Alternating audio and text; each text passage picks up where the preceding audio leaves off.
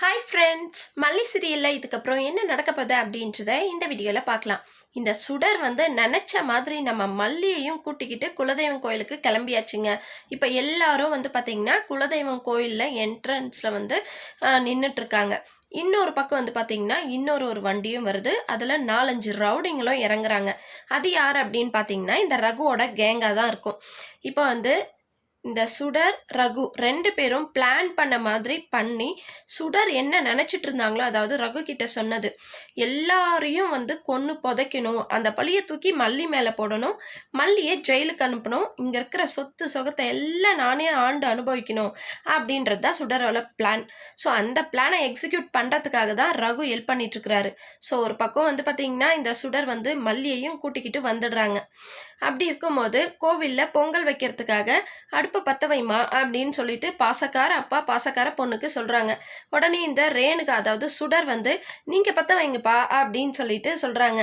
இல்லைம்மா, நீ குலதெய்வம் கோயிலில் நீ அடுப்பு பற்ற வச்சு பொங்க வச்சாதான் நல்லாயிருக்கும் அப்படின்னு அவர் சொல்ல, மைண்ட் வாய்ஸில் இந்த சுடர் பயங்கர ஹாப்பியாக, நான் இப்போ பற்ற வைக்க போகிறது அடுப்பை இல்லை, உங்கள் எல்லாரையும் தான், மல்லி நீ காலிடி அப்படின்னு சொல்லிட்டு பயங்கரமாக டைலாக்கெல்லாம் மைண்ட் வாய்ஸில் கொடுத்துட்டு அவ்வளோ சந்தோஷமாக இருக்காங்க. பிளான் சக்ஸஸ்ஃபுல்லாக முடிஞ்சிடும் அப்படின்னு சொல்லிட்டு.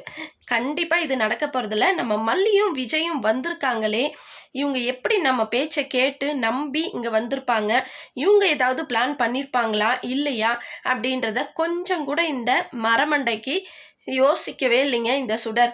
நம்ம பிளான் போட்டோம், அதுபடி நடக்குது அப்படின்னு தான் நினச்சிட்டு இருக்காங்க. நம்மளை நம்பாத மல்லி எதுக்கு எப்படி வந்திருப்பா, இவ ஏதாவது சைலண்ட்டாக பிளான் போட்டிருப்பாளா அப்படின்னு சொல்லிட்டு கொஞ்சம் கூட யோசிக்கல. ஆனால் நம்ம வெண்பா குட்டி ஒரு குட்டி மாஸ்டர் பிளான் போடுறதுக்காகவே நம்ம வெண்பா குட்டி இருக்காங்க. சடனாக நம்ம எதிர்பார்க்காத டைமில் அசால்ட்டாக பெரிய விஷயத்த கூட செஞ்சு முடிச்சிடுவாங்க நம்ம வெண்பா.